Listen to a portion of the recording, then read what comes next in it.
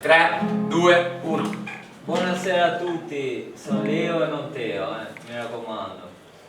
Benissimo, ed ecco che anche quest'oggi è giunto il momento di qualche pillola di poesia. Sono 3 anni che abbiamo dato vita all'audioteca, grazie alla direttrice naturalmente, la dottoressa Milano.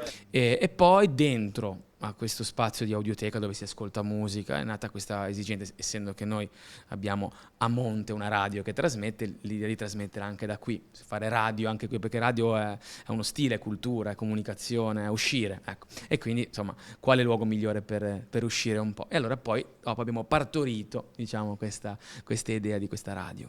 Quindi venendo a Marassi qua registrate, diciamo, un programma che va poi all'interno di questa radio, che si ascolta dove? Si ascolta sul digitale terrestre, il canale 810, o se no sul web, c'è l'app, il sito. Quali sono i valori che cercate di trasmettere attraverso la radio? Ma innanzitutto una radio che non solo si ascolta, ma ti ascolta, come Gesù che dava spazio a tutti, sceglieva tutti e non prendeva i migliori, ma rendeva migliori quelli che sceglieva. Quindi io penso che la nostra radio abbia un po' questo senso. Ecco. Qualcuno di loro è già uscito e presto usciranno anche loro, e allora ti incontri fuori e sono incontri di amicizia, sempre incontri gratuiti, quindi, perché se tu dai gratuitamente ricevi anche così, no? Gratuitamente. La tecnologia aiuta, ecco, per fare radio oggi basta veramente poco, perché il tanto sono loro. Sembrava una cosa irrealizzabile, un sogno.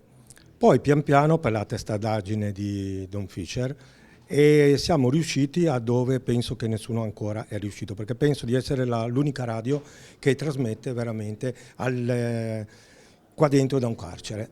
E questo un onore mi riempie di una forza nuova che non avevo, e ho cercato di rimettermi alla prova. Allora, eccomi, sono di nuovo Jonathan. Il mio passatempo quando ero a casa mi piaceva vedere documentari su Discovery Channel o su D-Max, sono sempre programmi che mi attraggono.